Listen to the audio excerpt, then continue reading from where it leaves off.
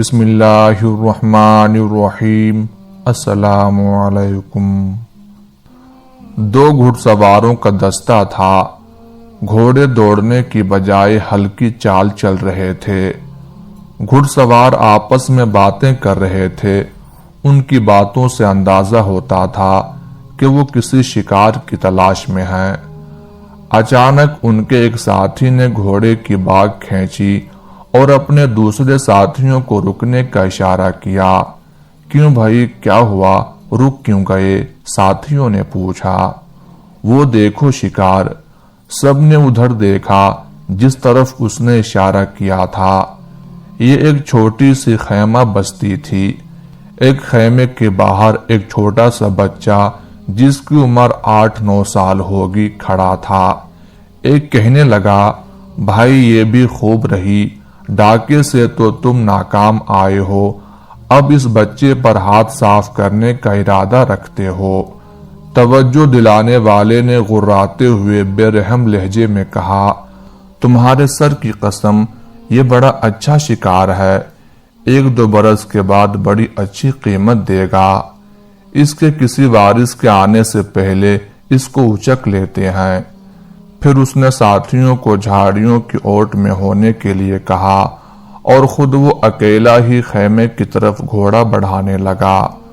اس نے بڑی احتیاط سے گھوڑے کو خیمے کے پاس کھڑا کیا، نیچے اترا اور کسی چیل کی طرح بچے پر جھپٹا اور اسے ایک ہی ہاتھ سے اچھالا۔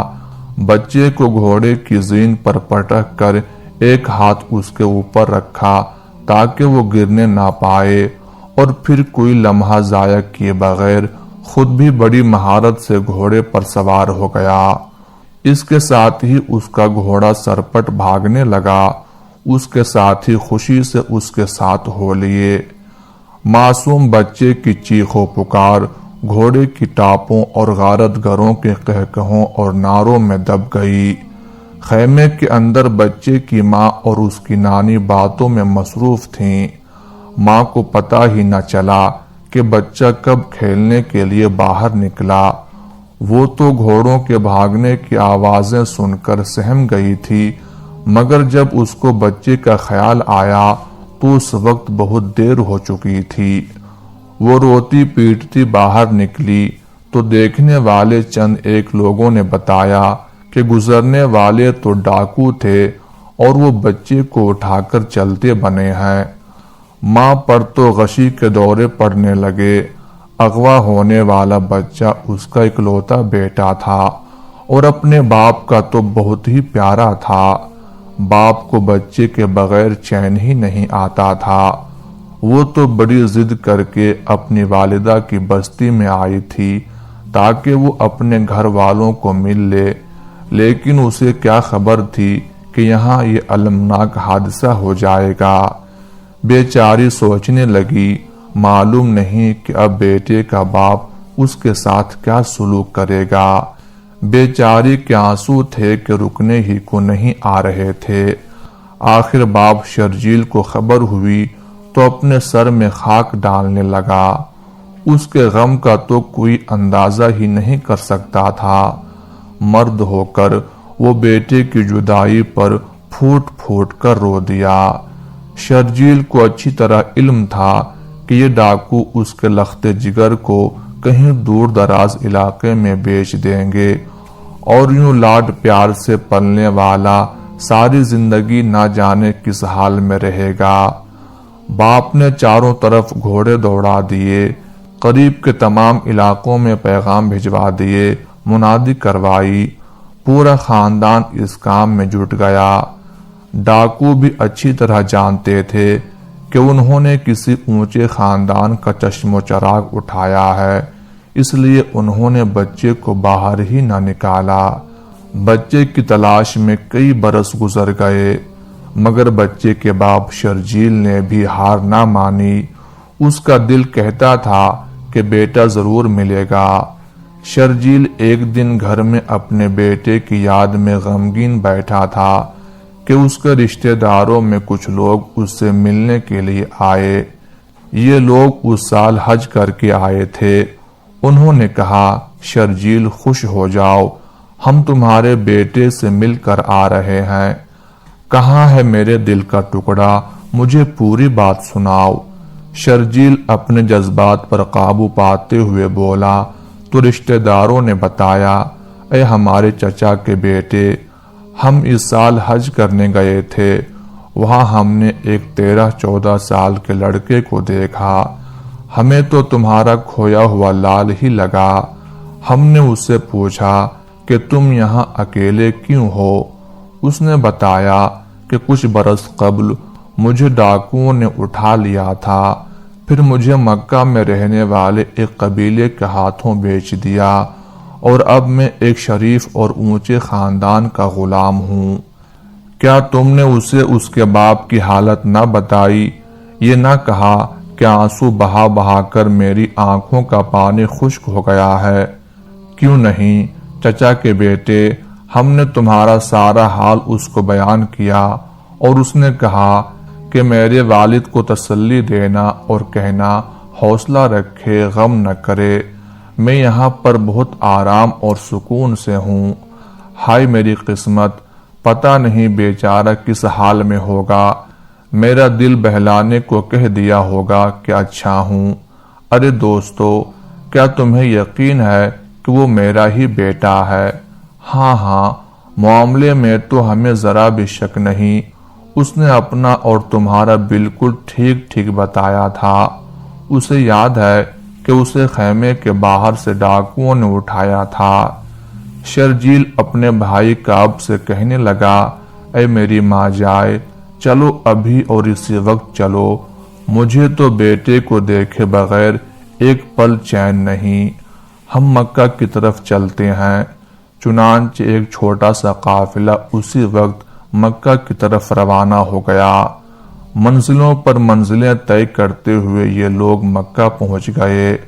اسے یہ معلوم تھا کہ بچے کو عکاظ نامی میلے میں فروخت کیا گیا تھا، اور ان کے خریدار کا نام حکیم تھا۔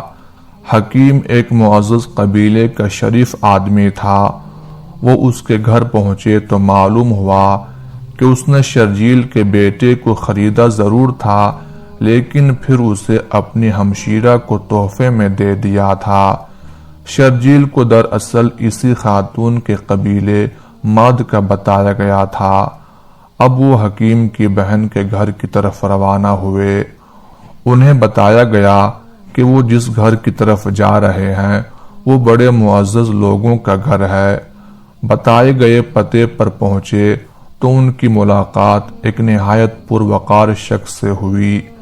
شرجیل تو اپنے بیٹے کے آقا کو دیکھتے ہی مطمئن ہو گیا کہ اس شخص کا چہرہ بتاتا ہے کہ اس سے کسی کو نقصان نہیں پہنچ سکتا تھا۔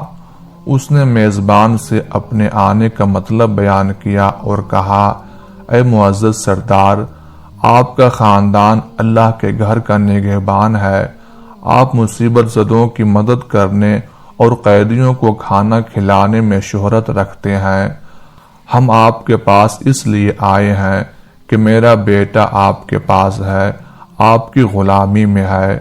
آپ سے درخواست ہے کہ آپ جس قدر روپیہ پیسہ چاہیں لے لیں، مگر میرے بیٹے کو آزاد کر دیں۔ میری آنکھیں اس کا پیارا چہرہ دیکھنے کو ترس رہی ہیں۔ معزز مہمان، آپ کس کی بات کر رہے ہیں؟ میزبان نے انتہائی میٹھے لہجے میں پوچھا۔ میں حارثہ کے بیٹے زید کی بات کر رہا ہوں۔ اچھا، میزبان نے کہا اور کچھ سوچ میں پڑ گئے۔ شرجیل نے میزبان کے چہرے پر تردد دیکھ لیا تھا۔ وہ منزل کے اس قدر قریب آ کر ایک عجیب کیفیت محسوس کر رہا تھا۔ پھر اس کے کانوں میں آواز آئی، کیا اس کے علاوہ آپ کے یہاں آنے کا کوئی مقصد نہیں؟ نہیں میزبان سردار، ہم تو بیٹے کو منہ مانگی قیمت پر لینے آئے ہیں۔ تو پھر سنیے، زید کو بلا لیتے ہیں۔ اگر وہ آپ کو پہچان لے اور آپ کے ساتھ جانے پر رضامند ہو جائے تو اسے لے جائیے، میں اس کے عوض ایک پائی بھی نہیں لوں گا۔ لیکن اگر وہ آپ کے ساتھ جانے پر رضامند نہ ہو تو پھر مجھے پسند نہیں ہوگا کہ آپ اس پر زبردستی کریں۔ شرجیل اور اس کا بھائی کعب اس موقع پر ایک ساتھ بولے، اے شریف زادے، اس سے بڑھ کر اور اچھی بات کیا ہو سکتی ہے؟ آپ نے تو عین حق اور انصاف کی بات کی ہے۔ زید کو بلایا گیا اور پوچھا گیا، کیا آپ ان بزرگوں کو پہچانتے ہیں؟ کیوں نہیں میرے آقا، یہ میرے پیارے والد ہیں اور یہ محترم چچا۔ تو زید، تم مجھے بھی پہچانتے ہو، میرا خاندان بھی تمہیں معلوم ہے، اور میں نے تم سے جو معاملہ رکھا اس سے بھی تم بخوبی واقف ہو۔ فیصلہ تمہارے اختیار میں ہے، تم پر کوئی زبردستی نہیں۔ تم چاہو تو خوشی کے ساتھ اپنے باپ کے ساتھ جا سکتے ہو، چاہو تو تم یہاں بھی ٹھہر سکتے ہو، تم پر کوئی زور نہیں ہے۔ زید کی آنکھوں میں عجیب سی چمک آ گئی۔ وہ بولے، آپ محمد صلی اللہ علیہ وآلہ وسلم ہیں، اللہ کے سچے اور آخری رسول ہیں۔ میرے لیے آپ سے بڑھ کر کون اہم ہو سکتا ہے؟ اللہ کی قسم، آپ میرے ماں باپ ہیں اور میں آپ کو چھوڑ کر نہیں جا سکتا۔ حضرت زید رضی اللہ تعالی عنہ کی بات میں ایک جذبہ تھا، محبت کا ایک سمندر تھا۔ باپ اور چچا نے بڑی حیرت سے بیٹے کی طرف دیکھا۔ باپ نہ جانے کب سے بیٹے کی محبت کا چراغ سینے میں جلائے اسے وادی وادی تلاش کرتا پھر رہا تھا۔ حیرت اور دکھ سے بیٹے کی طرف دیکھنے لگا اور پھر بولا، اے زید، تم پر افسوس، تم آزادی پر غلامی کو ترجیح دے رہے ہو۔ اللہ کی قسم، تمہاری تلاش میں کون سا ایسا پتھر ہوگا جو میں نے الٹا نہ ہوگا، اور اب تم کیا کہہ رہے ہو؟ حضرت زید رضی اللہ تعالی عنہ بولے، اے والد محترم، آپ درست فرماتے ہیں، لیکن میں نے ان یعنی حضور صلی اللہ علیہ وآلہ وسلم کی ذات میں جو کچھ دیکھا ہے، ان کو جس طرح پایا ہے، اس کے بعد یہ میرے بس سے باہر ہے کہ میں انہیں چھوڑ دوں۔ حضرت زید رضی اللہ تعالی عنہ کا فیصلہ بڑا اٹل تھا۔ باپ اور چچا بڑی حیرت سے بیٹے کا فیصلہ سن رہے تھے۔